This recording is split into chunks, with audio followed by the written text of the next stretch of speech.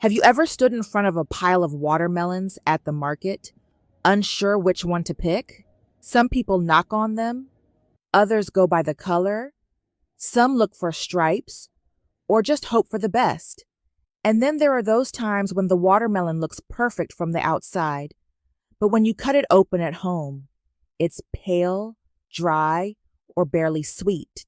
It's frustrating, especially on a hot day when all you want is something cold, juicy, and refreshing. The truth is, choosing a good watermelon isn't luck. It's about knowing exactly what signs to look for, and once you understand those signs, it gets much easier. You can pick a sweet, ripe watermelon almost every time without cutting it open or relying on guesswork. In today's video, I'll walk you through everything you need to know. These are tips I've tested again and again, simple, clear, and based on how watermelon actually ripens in the field. And before we get into it, I'd love to hear from you. When you shop for watermelon, what do you usually do? Do you tap it, check the color, or just trust your instinct? Let me know in the comments.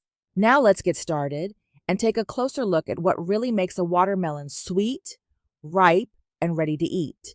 Let's start with one of the most important things to look at when choosing a watermelon: the color of its skin. At first glance, most watermelons might look similar. They're green, they have stripes, and they're round or oval. But if you look a little closer, there are key differences in color that can tell you a lot about how ripe and sweet the fruit is on the inside. First, focus on the overall tone of the skin. You want a watermelon that has a deep, dull green color, not a shiny or glossy surface.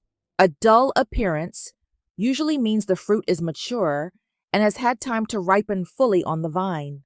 If the skin is too shiny, that's often a sign that the watermelon was picked too early, before its sugars had a chance to fully develop. Next, pay attention to the contrast of the stripes.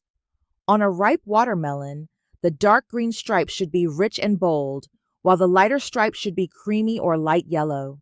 The higher the contrast, the better. A strong contrast between the stripes usually indicates the melon has been exposed to the sun properly and developed more sugar inside. Now let's talk about one of the most important and reliable signs of a sweet watermelon. It's the field spot. This is the large, often irregular yellowish patch you'll find on one side of the melon, and it tells you a lot more than you might think. The field spot is the area where the watermelon rested on the ground as it grew. While the rest of the melon was exposed to the sun, this part stayed in contact with the soil, which is why it developed a different color. But that color is exactly what helps you understand how ripe the fruit is. What you want to look for is a creamy yellow or even deep orange-yellow field spot. The darker and richer the color, the longer the melon was left to ripen on the vine. That extra time allows sugars to fully develop inside the fruit, giving it a much sweeter and juicier taste. On the other hand, if the field spot is very pale, almost white, or not there at all, that's a red flag. It usually means the watermelon was picked too early and didn't have enough time to reach peak ripeness.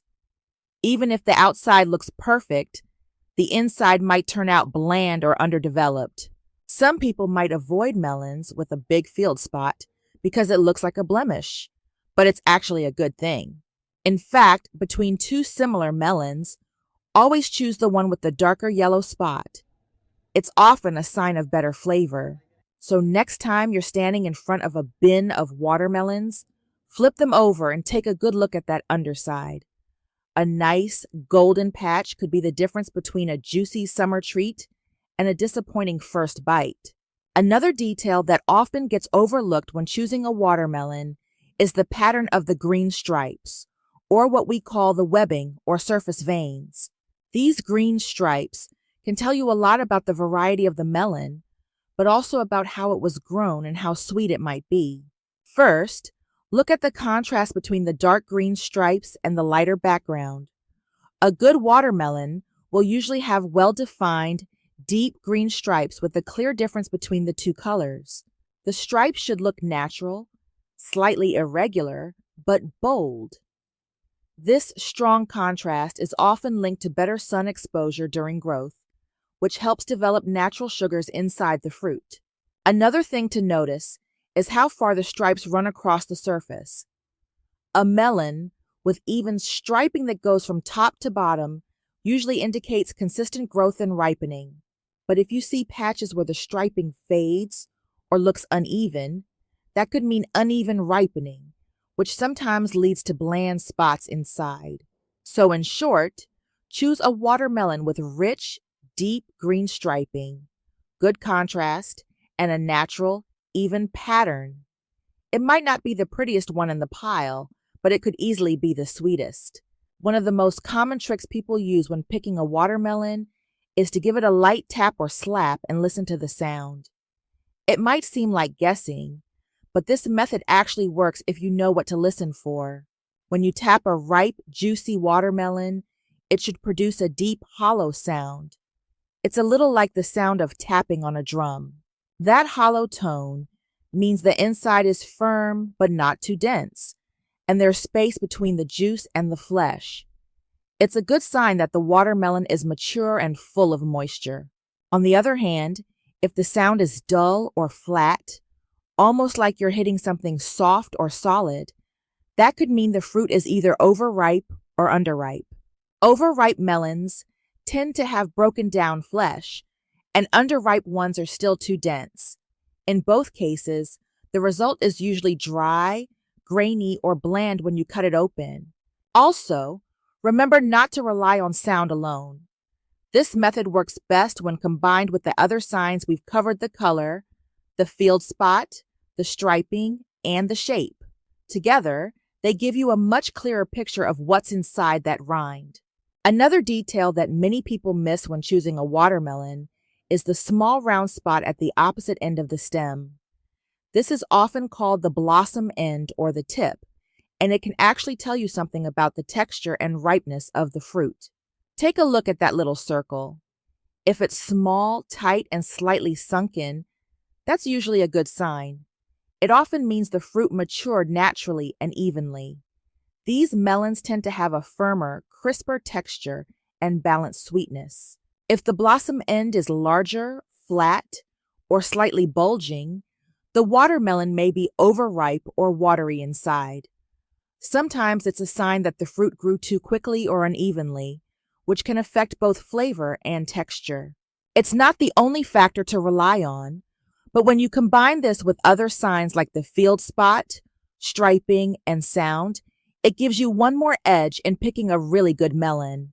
When you're looking at two watermelons that are about the same size, try using your hands like a natural scale to figure out which one is better.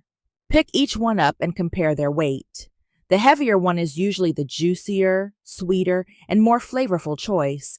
On the other hand, if a watermelon feels unusually light for its size, it might be dry or spongy inside, not what you want. For smaller melons, you can even hold one in each hand and feel the difference directly. The one that feels heavier and more solid is typically the better pick. This simple method comes from experienced farmers who've been growing watermelons for years. They know that weight and firmness often say more about a melon than its looks ever could. Now, let's take a look at the one I picked earlier. Cutting it open, and there it is. Beautiful, deep red color, full of juice, and you can already smell how sweet it is. This is exactly what we were hoping for. Watermelon isn't just refreshing on a hot day. It's also packed with water, vitamins, and antioxidants. It helps keep you hydrated, supports healthy skin, and is naturally low in calories. Whether you're enjoying it fresh, blending it into juice, or tossing it into a salad, it's one of those fruits that feels like a treat, but is actually good for you. What about you? How do you usually choose your watermelon? Do you have a go-to method, or do you just trust your instinct? Let me know in the comments. And if you enjoyed this video or learned something new, feel free to like and subscribe. Thanks for watching, and I'll see you next time.